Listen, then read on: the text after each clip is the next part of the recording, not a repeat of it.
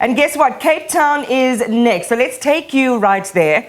And our reporter, Vanessa Poonah, is standing by. Vanessa, good evening to you. What's the mood like where you are? Electrifying scenes here in Johannesburg. Again, a lot of memory making, selfies, and we saw T-shirts being handed out to the crowd. What is the expectation and the feeling where you are?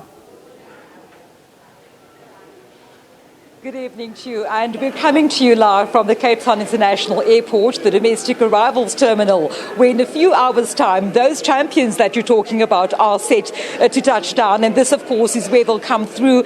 I have behind me a number of supporters already gathering here, and of course, there are marked walkways along the route that they will be coming out through these doors and going through the fan park area and, of course, to their bus.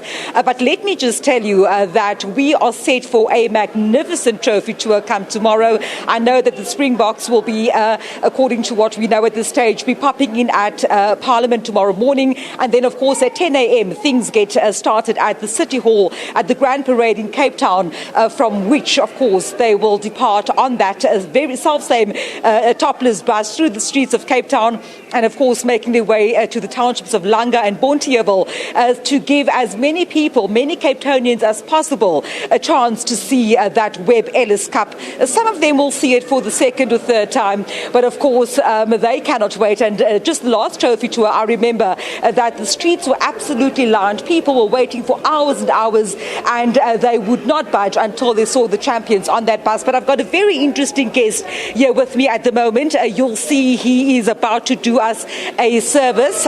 His name is Piper James. Now, Piper James has a specific love of the bagpipes, and he's going to give us a bit of his story just now. Let me just pause there for a moment.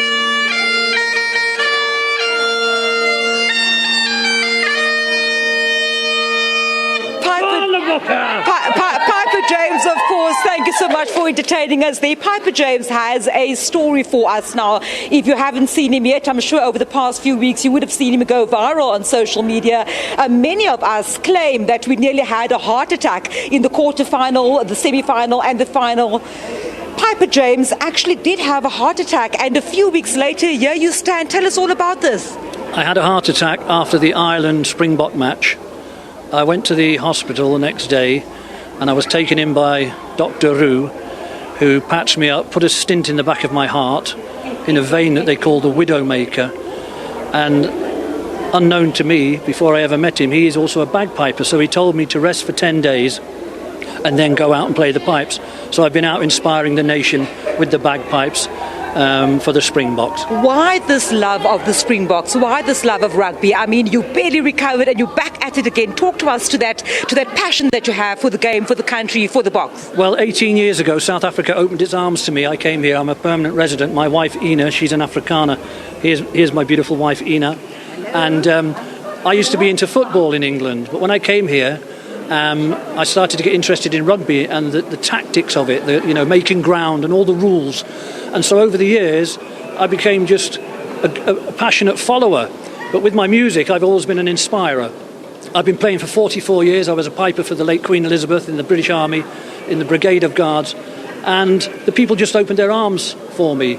Your favourite rugby player? I've got to say it's going to be the cool, calm Mr. Pollard, because he the man with the golden boot. I mean, he just judges it perfect. But they're all great. I mean, they're all great. And I'm here like a piper always pipes the Warriors back from a war. And that's why I'm here today. And hopefully I'm going to get permission to pipe them up there and out. Piper James, thank you so much for speaking to us, and a speedy recovery to you. Of course, they're just one of the few fans that we've got here. Varushka with me. Varushka, good evening to you. You are sitting here, you are waiting. You said that you were not going to give up the chance to see your heroes in action. Talk to us a bit about how this World Cup, the past 2 months have gone for you and your family. I mean, there were tense moments, but of course you always knew in the back of your mind that Webb Ellis Cup was coming over. For sure. We always been Boks supporters. Ever since I was a little girl, I used to watch rugby with my dad. And every single World Cup is a big celebration in our house. So the last few weeks has been nothing new for us. We love the Bokke. When I personally think of them, I think of inclusion, I think of opportunities, I think of possibilities, and all of that is just such a big nation building exercise experience for absolutely everybody. The schools getting involved with Boks Friday and all of that, and we going big every single Saturday. Never mind if it's Monday school, Sunday nights we watch the Bokke, so we are excited to be here. Verushka, quite a number of the Springboks, of course, call Cape Town home. I mean, Kitsy, we've got Cheslin, Kirtley, Orange. We've got quite a number of homegrown Springboks right here. Of course, welcoming them to the mother city must be something very special for you. And we represent, I'm from Wellington, but I'm a Paarlite, so we represent Paarl, so we're here for Canaan and Kirtley and Grant, and we just love all of them, but we're here to show up for the Paarlites. Verushka, thank you very much for speaking to us, of course, as you've heard there from Piper James, as well as Verushka representing the Paarlites this evening, of course, getting ready for the arrival of the Springboks. I know that they're still up north at the moment, but I can tell you that excitement is building. I'm going to try and just show you. We're finding ourselves in the media section at the moment. That, of course, the domestic arrivals gate. I'm going to ask my colleague Clinton just to show you to our left-hand side. You'll see some people, some children with their Springbok paraphernalia. We see the South African flag already coming out. And, of course, a little later on this evening, we can assure you that this arrivals terminal will be packed with supporters. Some of them have come early to avoid traffic, because traffic from Cape Town to the airport is an absolute mess at this time of day. So, of course, those that have come early will have the front row seats for when Sia and his men come through these doors a little later on this evening.